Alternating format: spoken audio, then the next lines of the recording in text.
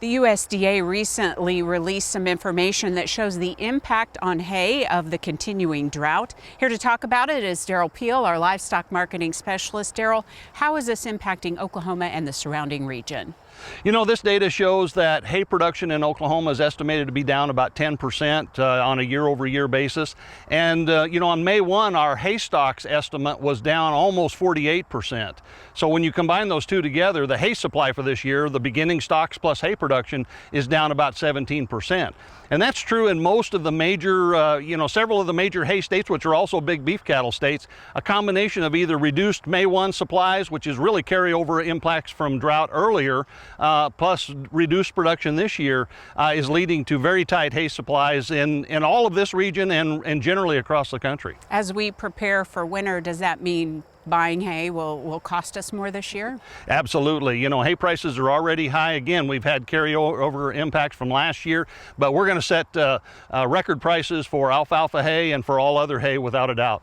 And at the same time, pasture conditions aren't so great and likely will continue to deteriorate.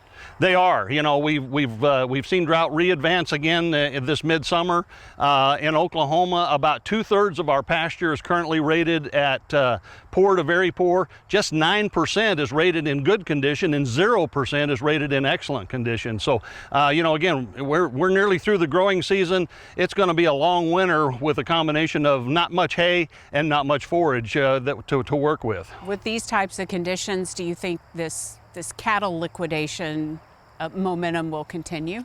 Well, it seems to be. You know, we've already seen a lot of movement so far this year, but if you look in the last 4 weeks in Oklahoma, auction volumes for feeder cattle are up about 11%.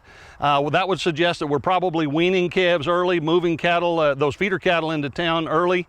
And then on the cull cow side, again, we've seen really strong cow slaughter this year. The auction volume for cull cows in the last 4 weeks is up 115%, so more than double for the same period a year ago.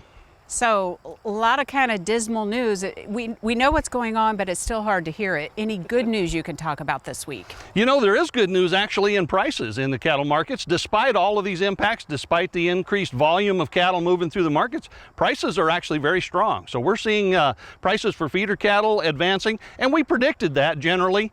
There's a trend of stronger cattle prices. Cattle numbers are getting tighter over time. And so despite these drought impacts, we're seeing stronger feeder cattle prices, and even the cull cow market with the volume we had.